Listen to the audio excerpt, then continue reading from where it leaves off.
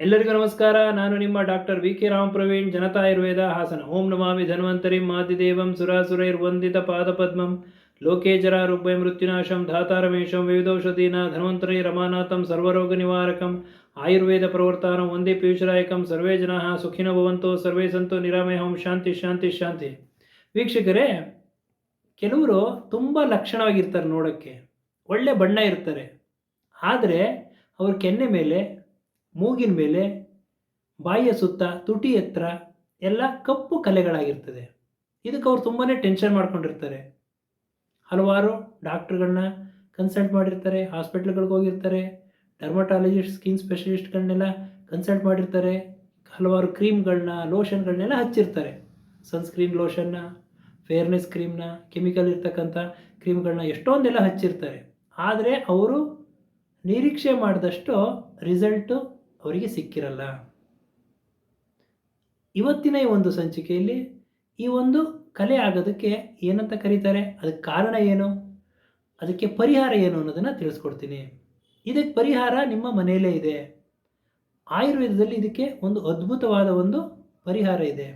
ಈ ಕೆನ್ನೆ ಮೇಲೆ, ಮೂಗಿನ ಮೇಲೆ ಹಾಗೂ ತುಟಿಯ ಸುತ್ತ ಎಲ್ಲ ಕಪ್ಪು ಕಲೆ ಆಗೋದಕ್ಕೆ ಮೆಲಾಸ್ಮಾ ಅಂತಾರೆ, ಅಥವಾ ಹೈಪರ್ ಪಿಗ್ಮೆಂಟೇಷನ್ ಅಂತಾರೆ, ಅಥವಾ ಬಂಗು ಅಂತ ಕರೀತಾರೆ. ಇದಕ್ಕೆ ಕಾರಣ ಏನು ಅಂತಂದರೆ, ನಮ್ಮ ಚರ್ಮದಲ್ಲಿ ಉತ್ಪಾದನೆ ಆಗ್ತಕ್ಕಂತಹ ಮೆಲಾನಿನ್ ಅನ್ನೋ ಪಿಗ್ಮೆಂಟ್, ಈ ಪಿಗ್ಮೆಂಟ್ ಯಾವಾಗ ಆ ಜಾಗದಲ್ಲಿ ಹೆಚ್ಚು ಉತ್ಪತ್ತಿ ಆಗ್ತದೋ ಅಲ್ಲಿ ಕಪ್ಪು ಕಲೆಗಳಾಗ್ತದೆ. ಇದಕ್ಕೆ ಯಾವ ರೀತಿ ಒಂದು ಮನೆಮದ್ದು ಮಾಡ್ಬೋದು ಅಂತಂದರೆ, ಹಲವಾರು ರೀತಿಯ ಮನೆಮದ್ದುಗಳನ್ನ ಮಾಡೋದ್ರಿಂದ ಇದಕ್ಕೆ ಒಂದು ಅದ್ಭುತವಾದ ಒಂದು ರಿಸಲ್ಟ್ ಸಿಗ್ತದೆ. ಯಾವ ಕ್ರೀಮ್ಗಳು, ಕೆಮಿಕಲ್ಸ್ಗಳು, ಲೋಷನ್ಗಳ ಅವಶ್ಯಕತೆ ಇಲ್ಲ. ನಾನು ಏನು ಹೇಳ್ತೀನಿ, ಈ ಒಂದು ಮನೆಮದ್ದನ್ನು ನೀವು ಪ್ರತಿನಿತ್ಯ ಮಾಡೋದ್ರಿಂದ ನಿಮ್ಮ ಸೌಂದರ್ಯ ಹೆಚ್ಚುತ್ತದೆ, ಕಪ್ಪು ಕಲೆ ಕಡಿಮೆ ಆಗ್ತದೆ, ನಿಮ್ಮ ಒಂದು ಕಲರು, ಕಾಂಪ್ಲೆಕ್ಷನ್ನು ವೃದ್ಧಿ ಆಗ್ತದೆ.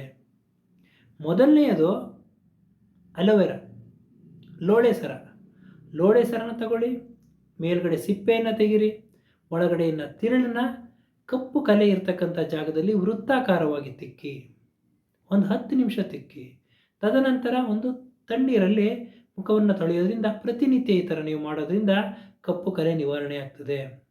ಎರಡನೆಯದು ನಿಂಬೆಹಣ್ಣು. ಒಂದು ಅರ್ಧ ಹೋಳು ನಿಂಬೆಹಣ್ಣು ತಗೊಳ್ಳಿ, ಆ ನಿಂಬೆಹಣ್ಣಿನ ರಸ ಕಪ್ಪು ಇರೋ ಕಲೆಗಳ ಮೇಲೆ ಹಚ್ಬೋದು, ಅಥವಾ ನಿಂಬೆಹಣ್ಣನ್ನ ವೃತ್ತಾಕಾರವಾಗಿ ತಿಕ್ಕೋದ್ರಿಂದ ಕಪ್ಪು ಕಲೆ ನಿವಾರಣೆ ಆಗ್ತದೆ.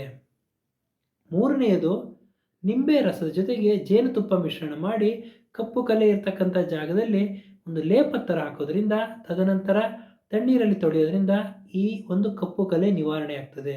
ಆದರೆ ಒಂದು ವಿಷಯ, ಈ ನಿಂಬೆಹಣ್ಣನ್ನು ಹಚ್ಚಬೇಕಾದ್ರೆ ಕಪ್ಪು ಕಲೆ ಇರ್ತಕ್ಕಂಥ ಜಾಗದಲ್ಲಿ ಯಾವುದೇ ಒಂದು ಗುಳ್ಳೆಗಳಿರಬಾರ್ದು, ಓಪನ್ ವುಂಡ್ ಇರಬಾರ್ದು, ಮೊಡವೆ ಆಗಿರಬಾರ್ದು. ಆ ಥರ ಇದ್ದ ಸಂದರ್ಭದಲ್ಲಿ ಸ್ವಲ್ಪ ಉರಿ ಜಾಸ್ತಿ ಇರ್ತದೆ. ಕೇವಲ ಕಪ್ಪು ಕಲೆ ಆಗಿದ್ದರೆ ಮಾತ್ರ ಈ ಒಂದು ಔಷಧಿ ಚೆನ್ನಾಗಿ ಕೆಲಸ ಮಾಡ್ತದೆ. ನಾಲ್ಕನೆಯದು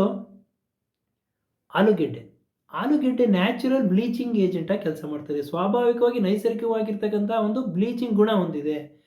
ಹಸಿ ಆಲೂಗೆಡ್ಡೆನ ತಗೊಂಡು ಅದನ್ನು ಚೆನ್ನಾಗಿ ತೊಳೆದು ಅದನ್ನು ಹೆಚ್ಚಿ ಆಲೂಗೆಡ್ಡೆಯನ್ನು ವೃತ್ತಾಕಾರವಾಗಿ ಕಪ್ಪು ಕಲೆ ಇರೋ ಜಾಗದಲ್ಲಿ ತಿಕ್ಕೋದ್ರಿಂದ ಕಪ್ಪು ಕಲೆ ನಿವಾರಣೆ ಆಗ್ತದೆ. ಐದನೆಯದು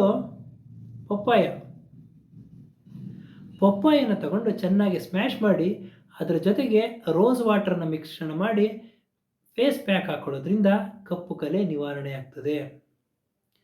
ಆರನೆಯದು ಅಲೋವೆರಾ ಜೆಲ್, ಮಾರ್ಕೆಟಲ್ಲಿ ಸಿಗ್ತದೆ. ಅಲೋವೆರಾ ಜೆಲ್ನ ನೀವು ಹಚ್ಚೋದ್ರಿಂದ ಈ ಕಪ್ಪು ಕಲೆ ನಿವಾರಣೆ ಆಗ್ತದೆ.